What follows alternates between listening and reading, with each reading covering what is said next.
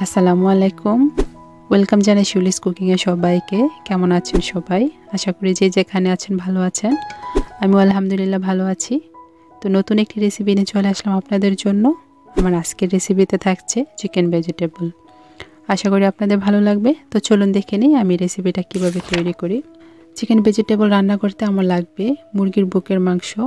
আমি মুরগির বুকের মাংসটাকে ধুয়ে পরিষ্কার করে ছোট ছোট করে কিউব করে কেটে নিয়েছি। এখন আমি মাংসটাকে ম্যারিনেট করব।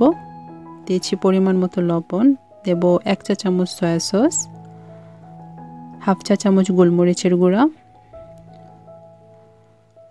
হাফ চা চামচ আদা রসুনের পেস্ট,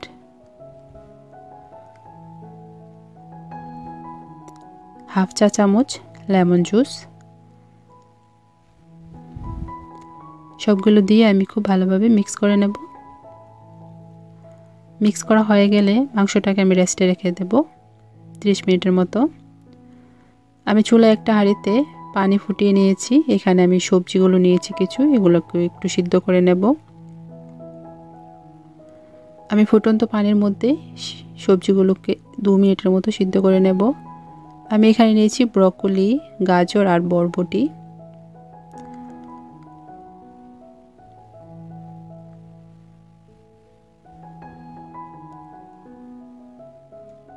আমার সবজিগুলো প্রায় সিদ্ধ করা হয়ে গেছে। এখন আমি একটা স্ট্যানারের মাধ্যমে সবজিগুলোকে একটু ছেঁকে নেব। চুলায় একটি প্যান বসিয়ে পরিমাণ মতো তেল দিয়েছি।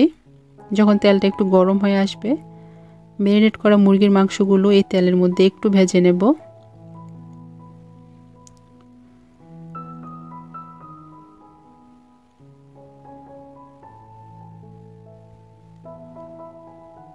একটু নাড়াচাড়া করে দেব। আমার মুরগির মাংসগুলো ভাজা হয়ে গেছে। এখন আমি প্যান থেকে তুলে নেব। চুলা আরেকটি প্যান বসিয়ে পরিমাণ মতো তেল দিয়েছি। তেলটা যখন একটু গরম হয়ে আসবে, এখানে আমি দিয়ে দেব 1 চা চামচ রসুন কুচি, আধা চা চামচ আদা কুচি। সবগুলো মশলা একসাথে কিছুক্ষণ ভাজবো।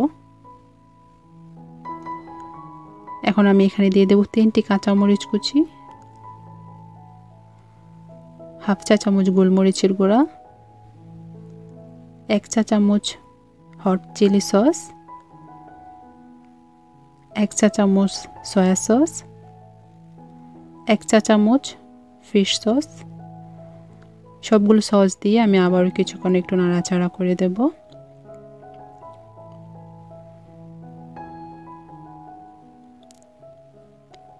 এখন আমি এখানে অ্যাড করে দেব আগে থেকে সিদ্ধ করে রাখা সবজিগুলো।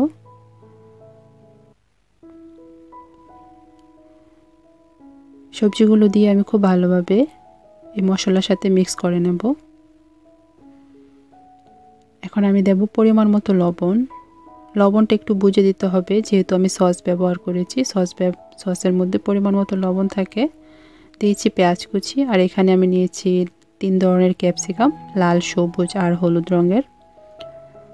সবজিগুলো দিয়ে আমি আবারও সবগুলো একসাথে মিক্স করে নেব।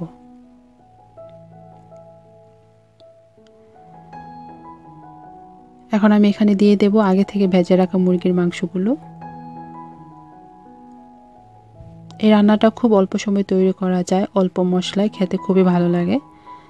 এখানে আমি নিয়েছি 1 টেবিল চামচ কর্নফ্লাওয়ার, 2 টেবিল চামচ পানি দিয়ে আমি একটু গুলিয়ে রেখেছি।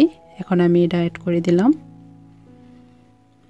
কর্নফ্লাওয়ারটা দিয়ে সাথে সাথে একটু নাড়াচাড়া করে দিতে হবে। কর্নফ্লাওয়ারটা দেওয়ার পরে 2-3 মিনিট রান্না করলেই আমার রান্নাটা কমপ্লিট হয়ে যাবে।